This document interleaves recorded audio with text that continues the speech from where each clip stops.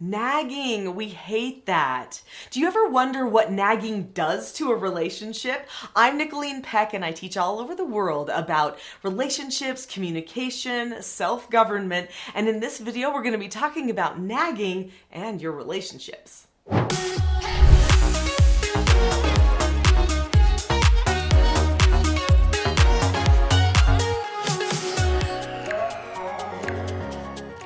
Have you ever been nagged before? You know what that feels like, right? When you're getting nagged, all of a sudden it feels like somebody is trying to control you. Well, that's definitely one of the byproducts of nagging in a relationship. We sometimes nag our spouses. In fact, I would say nagging spouses is probably one of the top ways or people that people nag. But we also nag our children. Sometimes even in the office, we nag. And this definitely can have an impact on our relationships and our productivity. So in this video, we're going to be talking about 5 different things that happen to relationships because of nagging. You are going to want to stay to the end of this video because not only am I talking in this video about what effects nagging has on our relationships, but I'm going to give you some bonus tips on what to do instead.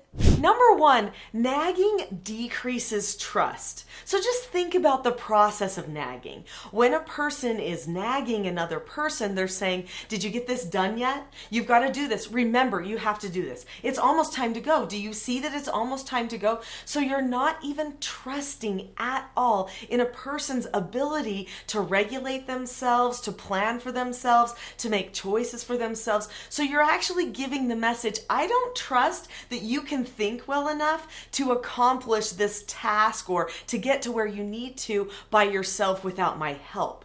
This is actually really bad, not only for the person, because they will think, well, I don't have to keep track of anything. I don't have to be in charge of anything because someone's just going to make me do it or do it for me. It makes them become very lazy, apathetic, but also what happens is they get the feeling that nobody trusts that they can think. So over time, they just stop thinking because they assume it does no good. I know of a man whose wife nags him all the time. And finally, he just said, I just do whatever she says and I just don't even think of the rest. I just go about doing my own business until she tells me what to do because I just have to keep her happy. And I thought, how sad is that? How sad. So basically, he is his own little island. He feels like she doesn't trust him. She's going to control everything anyway. He wants the outcome of maybe having no conflict. So he's going to follow along with that. So he's okay with disempowering himself because of this lack of trust. Number 2, nagging decreases productivity. Just like I mentioned in the story a moment ago, this man did not want to do anything. In fact, he had programmed himself not to do anything unless he was nagged to do it multiple times. So there had to be an emotional pull on him that made him step up and start doing whatever it was that he knew he needed to be doing at that time, or that somebody wanted him to do because they were controlling him. Whichever the case may be, but he wasn't going to be productive unless somebody demanded productivity. And at that point, because of the decrease in trust, really he's probably going to be a little bit disgruntled, not going to really enjoy the task of getting it done, probably not going to have as much integrity in his work because he's just doing whatever it is to appease somebody else. That productivity or that desire to work and to accomplish is diminished because we think now we're doing something for somebody else instead of doing the action for ourselves. This is what nagging does. It makes it so that people do not take ownership over their own behaviors, their own productivity, and they start losing drive just in general on almost everything they do because they now are relying on a person to spear them, prod them along. I've got 3 more points for you, but before I get to those 3 more points that you are going to want to know, hit that bell because if you are liking this video, you're not going to want to miss other ones that come out about topics that are totally relevant for your life. Number 3, nagging decreases the connection in a relationship. This is super important. So really, what makes that relationship in the first place? It's that bond or connection that you have with that person. And when you nag, immediately the people distance from each other.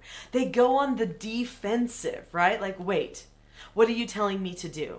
Do you care about me? Are you actually not valuing me because you're just thinking about yourself and your stuff? So all of a sudden people go to a selfish place, and this actually damages the relationships. So in order to maintain connection in our relationships, what we need to do is we need to learn skills or techniques for communicating something that might need to be done to another person in a way that is not nagging.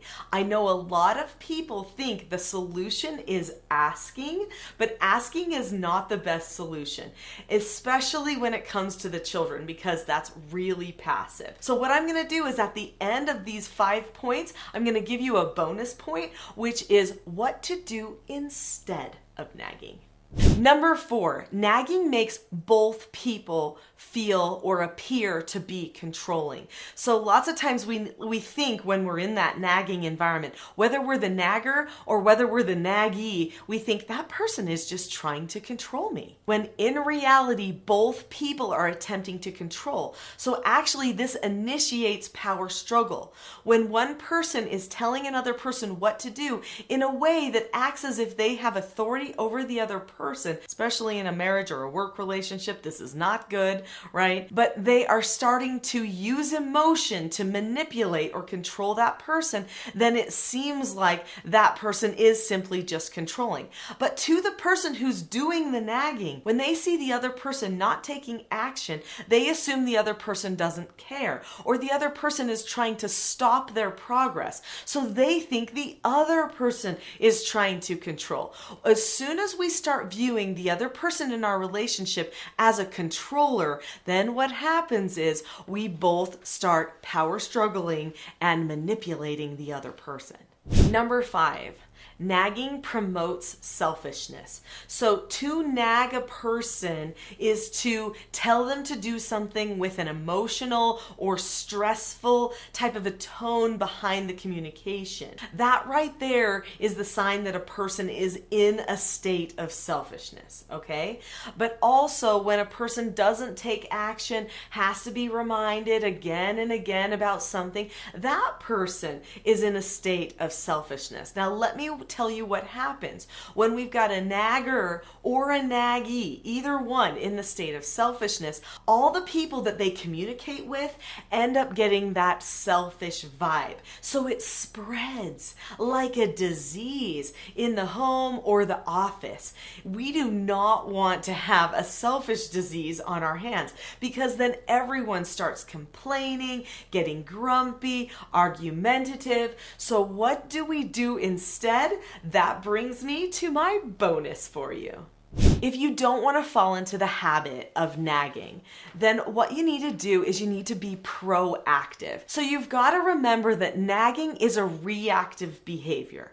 You're reacting to your own stressors, you're reacting to somebody else's behavior, messages that they're sending you. So what you need to do is you need to be proactive. So you've got to decide ahead of time, how am I going to communicate with these people? So you're probably going to consider, what are the roles? Maybe the roles in the office, the roles in the marriage relationship, the roles in the parent-child relationship. For instance, in a parent-child relationship, or in the relationship at an office where there is a boss or an employer and an employee, we do definitely have some lines of authority, right? There are authority figures. They have to maintain that authority in order to keep the balance and the productivity at the top levels in the home environment and in that work environment. So determine, who are you in those roles and relationships?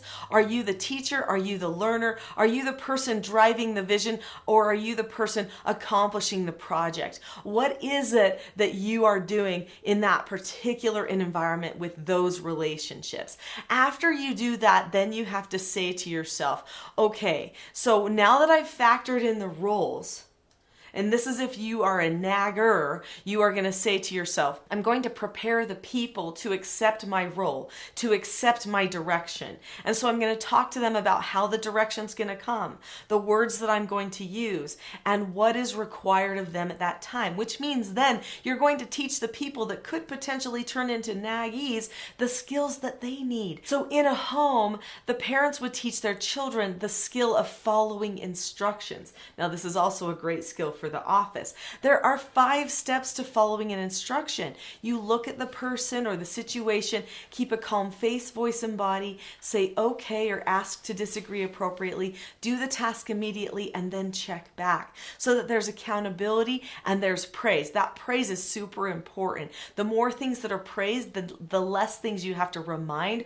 or nag or correct. And let's really just stay right away from nagging and reminding, because those are things that lead away from self-government. That's what I'm known for, teaching people all about self-government. So these tips I'm giving you right now are absolutely going to increase the self-mastery in each person in the relationships in the home, as well as in your work environment. So you teach the person the skill set of following an instructions, and then you say, if it doesn't happen, if you don't follow the instruction when it's time, then these will be the negative consequences. Then number 1, top priority, you follow through. So on the feedback part of that relationship, you give praise when it happens so it continues to happen again. But if it doesn't happen, you do a really positive, productive correction. If you don't know how to do that, you can look into my Teaching Self-Government course. There's a lot of information there that you could find about doing proper corrections to maintain roles. When you do that, you do it consistently. It's the people that keep their tolerances really high and don't consistently correct because they don't want to be a bad guy. Those are the ones that end up nagging all the time. So remember that. If you don't want to be a nagger, you've got to be a person who thinks that it's okay, comfortable, even healthy and safe to correct another person. If you've enjoyed this tiny sneak peek into what self-government could be like for you in your life, then you're going to want to check out my website, teachingselfgovernment.com, and the course that is there. It's called the TSG Parenting Course. And just so you know, the principles and skills that are presented in that parenting course are actually applicable to all ages and also to all roles that you might have. So check out that course. Truly, it's life-changing. Click on Teaching Self-Government in the description below now, and I will see you there.